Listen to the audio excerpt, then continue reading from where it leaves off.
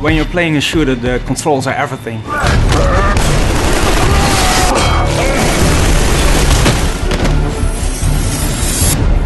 When we started working on Killzone 3, we first read through all the forums and the reviews to see what people liked about Killzone 2 and what they thought could be improved. The controls of Killzone 2 were a point that really divided the fans. Some of them really liked the heavy feel of the weapon, it made it unique, it made it different, but others felt it made the game too inaccurate and also a little bit sluggish. It's those animations that give the sense of weight and immersion to the game. The way that your gun moves, the way that your head bobs around, the way that your body shudders when you're sprinting. And we decided that whatever kind of changes we're going to make to the controls, we're not going to change that feeling of immersion. That became a challenging design task, not only keeping the heavy feel of the game, but also making it much more responsive. And I think in Killzone 3 we actually achieved exactly the right balance. What we did was take a really good look at the dead zones in the control scheme and fine-tune it to hell, basically. We came up with a system that we call brutal melee.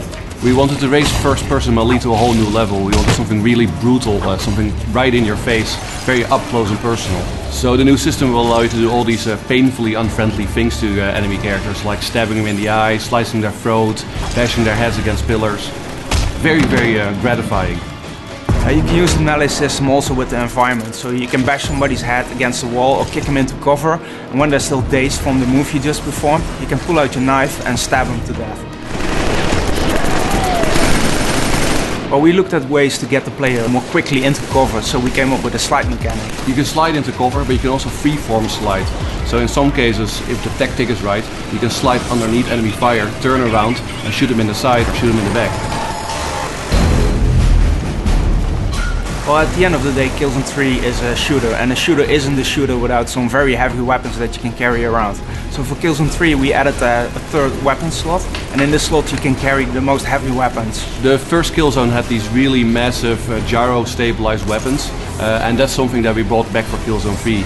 So now we're giving the player a giant minigun that he can carry around, as well as the W.A.S.P rocket launcher, which is a multi-rocket anti-vehicle weapon. What I'm most proud of for Killzone 3 is how all these new mechanics come together and work together really well.